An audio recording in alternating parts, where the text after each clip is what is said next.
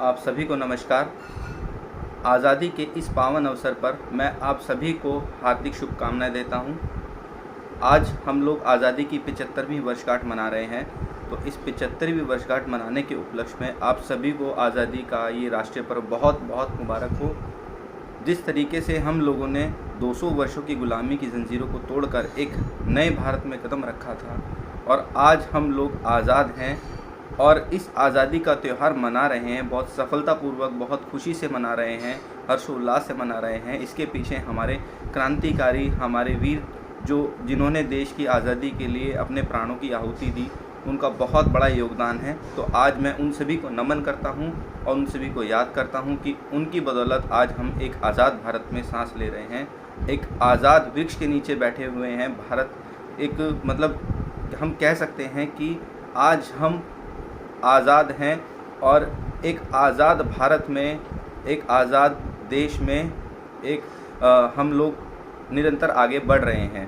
तो आप सभी को पुनः बहुत बहुत शुभकामनाएं। बहुत से ऐसे वीर वीरांगनाएं थी जिन्होंने अपने प्राणों की आहुति को बहुत हंसते हंसते देश के ऊपर कुर्बान कर दिया।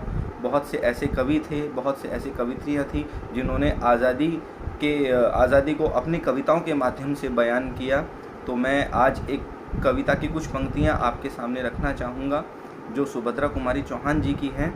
कविताएँ कुछ इस प्रकार है कि सिंहासन हिल उठे, राजवंशों ने भ्रिकुटी तानी थी, बूढ़े भारत में भी आई फिर से नई जवानी थी, गुम हुई आज़ादी की कीमत सबने पहचानी थी, दूर फिरंगी को करने की सबने मन में ठानी थी, चमक उठी सन 57 में वो तलवार पुरानी थी, बुंदेले हर बोलो के मुँह से हमने सुनी कहानी थी, खूब लड़ी मर्दानी वो तो झांसी वाली रानी थी, झांसी वाली रानी थी। इस कविता में झांसी की रानी का जो जज्बा है, कवित्री ने यह दिखाने की कोशिश की है कि झांसी की रानी ने कैसे अपने जज्बे को, अपने मातृभूमि को, अपने देश प्रेम को रखा और हंसते हंसते अपने प्राणों की आहुति दी।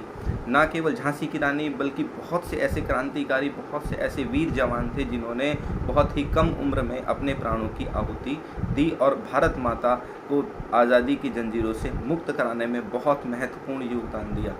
तो आज हम जो आज़ादी का पर्व मना रहे हैं, इसमें हमारे क्रांतिकारियों का बहुत बड़ा योगदान है।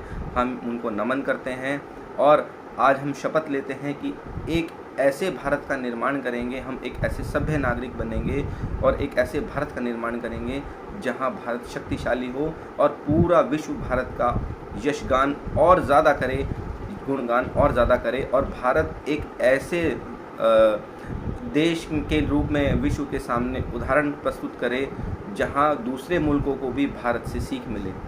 इसी के साथ मैं अपनी वाणी को विराम देता हूं। पुनः आप सभी को आज़ादी की 75वीं वर्षगांठ बहुत बहुत मुबारक हो।